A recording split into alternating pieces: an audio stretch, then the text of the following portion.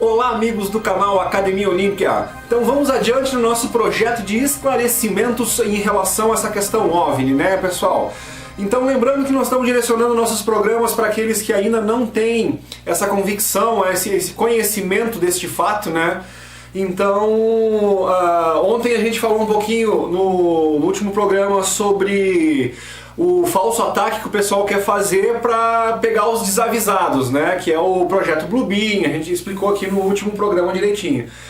Então agora como a gente falou que o Bluebeam, né, é o desfecho final do plano dos controladores, a gente vai voltar agora e começar a tentar entender a coisa parte por parte até chegar de novo no Bluebeam, só que daí embasado, né, de todos os projetos, todos os planos, todos os fatos, os depoimentos que foram contados, de tudo que aconteceu no meio desse caminho que leva nós, ufólogos, né, pesquisadores e tal, a acreditar nessa possibilidade do Bluebeam, né, que é realmente uma realidade isso, essa tentativa de enganar ainda a maior parte da população que eles conseguirem, né, porque os enganados continuarão escravos deles, né, e quem souber da verdade não cair são os que vão se libertar. Então isso é uma coisa que foge ao controle deles. Eles conseguem controlar até certo ponto, né? No momento que a gente tem a consciência e pode tomar a nossa decisão, eles não podem mais impedir isso. Então eles tentam nos enganar, eles tentam, né, fazer com que a gente faça as escolhas erradas. Então esse é o trabalho deles. Agora, os que fizerem a escolha certa, eles não têm domínio sobre. Então é por isso que nós estamos aqui tentando fazer com que um número maior possível de pessoas tenha consciência do que está acontecendo para diminuir, né, as ovelhinhas que vão ficar no rebanho dos caras. Mas enfim,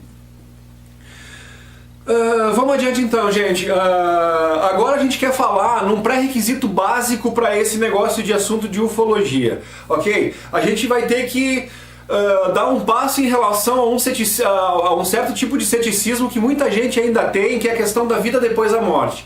Tem muita gente que ainda acha que acaba tudo quando morre, que o corpo morre, apaga, e é como a vida é uma só e tal. Então, em vez de ficar falando em filosofias e dogmas religiosos, coisa e tal, hoje eu quero abordar a parte científica da coisa. Nós temos lá na Inglaterra tem uma cidade chamada Scully, ok? E por isso que isso foi chamado de Projeto Scully.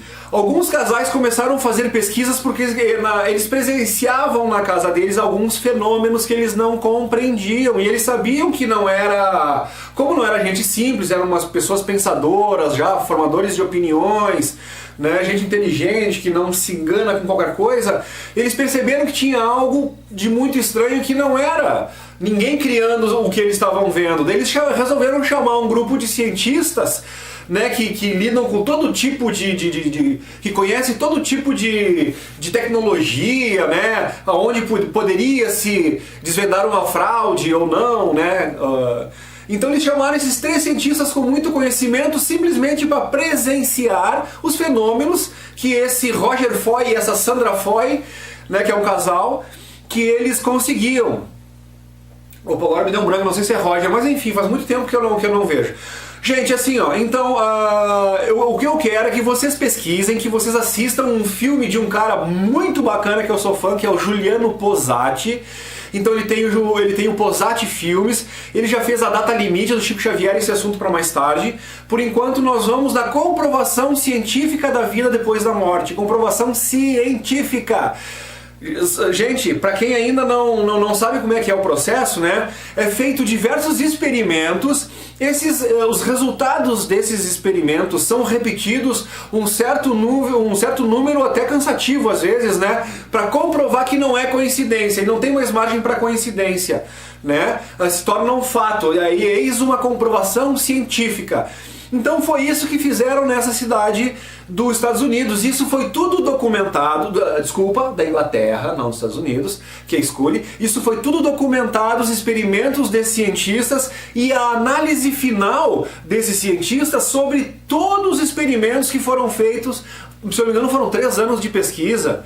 De novo, pessoal, faz muito tempo que eu não vejo, talvez eu possa estar enganado nos números, mas não foi uma coisa assim, fui lá e dei uma olhadinha e concluí. Não, foi uma pesquisa intensiva e está tudo documentado, registrado e é impressionante, né? Então, assim, para quem não acredita, para quem tem dúvida, coisa e tal, não fica tentando ir no achismo, vai nas comprovações. Vai nos estudos sérios realizados por esses 3 cientistas, e além desses 3 cientistas, eles convidaram pessoas de fora para verificar, né? Pegaram peritos em seus campos, né? em seus segmentos de tecnológicos, para trazer e ver o que estava acontecendo. Por exemplo, um cara, que se eu não me engano é Alexandre alguma coisa, né? Ele fez os projetos de comunicação da NASA. Então, por exemplo, os ônibus espacial, coisa e tal, eles vão para o espaço e tem toda a comunicação entre os caras e aqui na base da Terra. Então, alguém que fez esse tipo de sistema de comunicação é alguém que entende muito, né? Convenhamos, não estaria trabalhando para a NASA nos projetos espaciais da NASA se não soubesse, se não entendesse de telecomunicações, né? Ou de comunicação à distância, enfim. E então eles chamaram ninguém menos do que esse cara, que é Alexandre alguma coisa, não sei, e não me lembro o sobrenome, para que ele fizesse, né, os experimentos, as pesquisas, as análises e a investigação de um fenômeno de um rádio que falava sozinho. Que o cara que é o dono do rádio, ele dizia que os espíritos de outras dimensões utilizavam-se do rádio para se comunicar. E as pessoas, não, isso não pode ser verdade, não pode ser verdade. Até que chegou esse cara, que é o profissional da área, e fez os seus testes lá e concluiu que era absolutamente verídico. Só para dar alguma coisa para estimular vocês, para ver como é interessante de ir lá e assistir isso aí, é que assim, ó, esse cara fez uma gaiola de Faraday. A gaiola de Faraday, esse estúdio que nós estamos aqui é o 3º estúdio que eu construo, então eu sei bem o que é isso, porque eu já fiz no meu primeiro estúdio que eu tinha lá em Caxias. Que é todo um sistema de... Tu faz um gradeado, né, para uma gaiola de Faraday, como se chama, é uma gaiola metálica onde ali dentro tu não vai ter interferências de fora, enfim, né? Para quem quiser se aprofundar mais nos detalhes, vão investigar lá Faraday, é o nome do cara que inventou essa tecnologia, gaiola de Faraday. Então, esse cientista, esse técnico da NASA que foi convidado pelo pessoal do Projeto Scully lá para fazer esses testes, ele coloca esse cidadão com rádio dentro dessa gaiola Faraday, porque ele tem certeza que nenhuma interferência ia vir de fora, esse rádio não ia conseguir captar nada que viesse de fora, então teoricamente ele deveria anular a recepção do rádio, colocando esse cidadão dentro dessa gaiola Faraday. Foi a primeira coisa que ele fez. E pasmem, gente, o rádio continuou funcionando. Isso então já deixou o técnico com o pé atrás, porque ele sabe do que ele está fazendo e aquilo era uma coisa impossível de estar acontecendo, mas estava. Aí eles foram lá e desconectaram o rádio da tomada. Tiraram a energia do rádio, o rádio continuou funcionando e as vozes continuaram se manifestando. Aí eles foram lá e tiraram as válvulas, porque é um rádio antigo, e eles tiraram as válvulas do rádio e o rádio continuou se manifestando. Então, gente, se isso ainda não estimulou a curiosidade de vocês, que não acreditam na questão da vida depois da morte, aí realmente pra mim eu paro por aqui porque eu não sei mais. Aí é que nem Jesus dizia, né? Pior cego aquele que não quer ver. Por causa que isso que eu tô falando é só um detalhezinho. Tem um monte de coisa ali que realmente vão levando, né, os experimentos que foram feitos, que foram filmados, fotografados, sempre com gente de fora, com testemunho de fora. Eles pegaram desde caçadores de charlatães.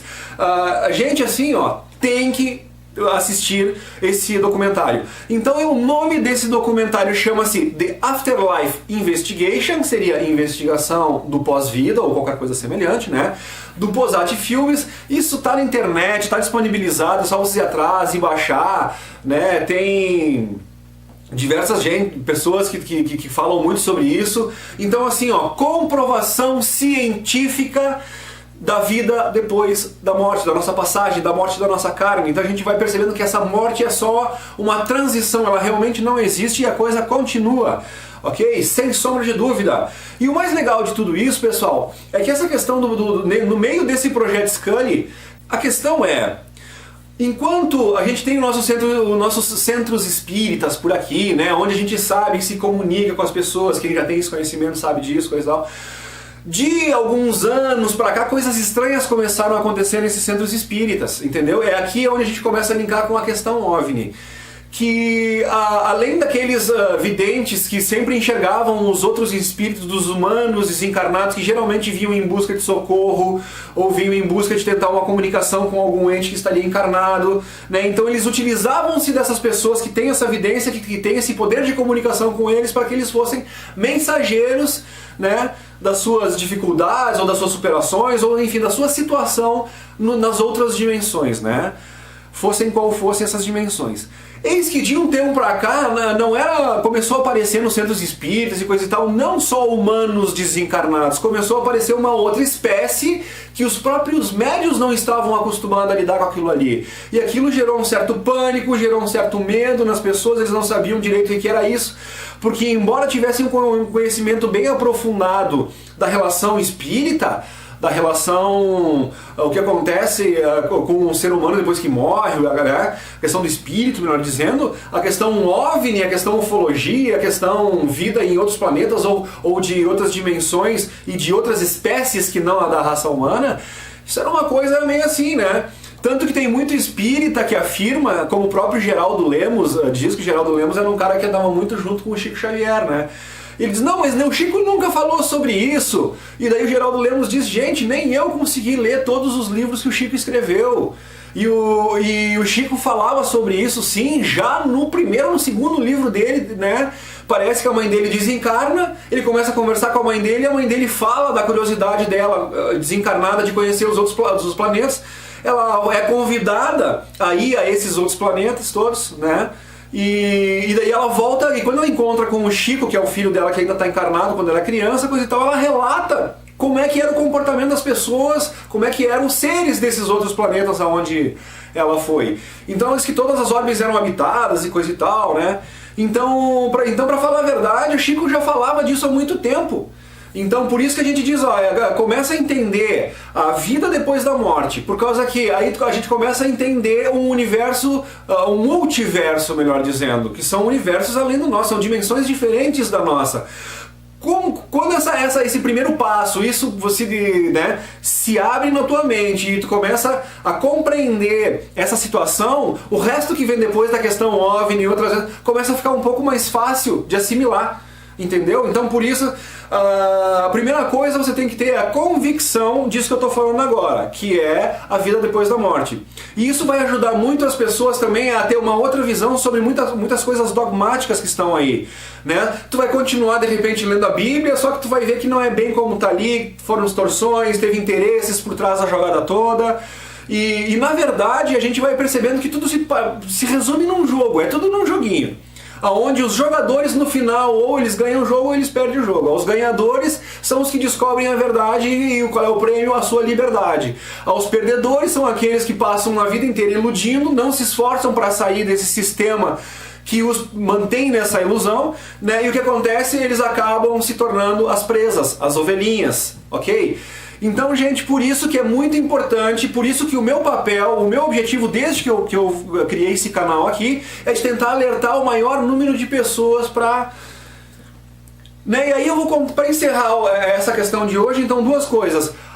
Vamos lá, pessoal. The Afterlife Investigation, né? Procurem lá do Posat Filmes, assistam e procurem divulgar isso ao máximo. Façam reuniões, debatam o assunto, façam estudos, procurem outras fontes, vocês vão ver que ali trata-se da comprovação científica da vida depois da morte, e isso foi em 1998, se não me falha a memória, né? E aí eu fico pensando, olha quanto tempo que isso foi comprovado. Vê se tu ouve alguma matéria na televisão relevante, na televisão aberta, falando dessa comprovação científica.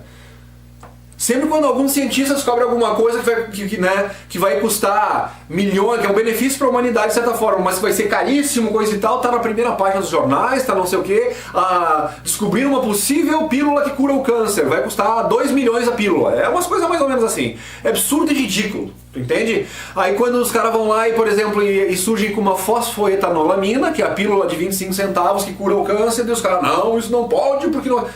Tá entendendo?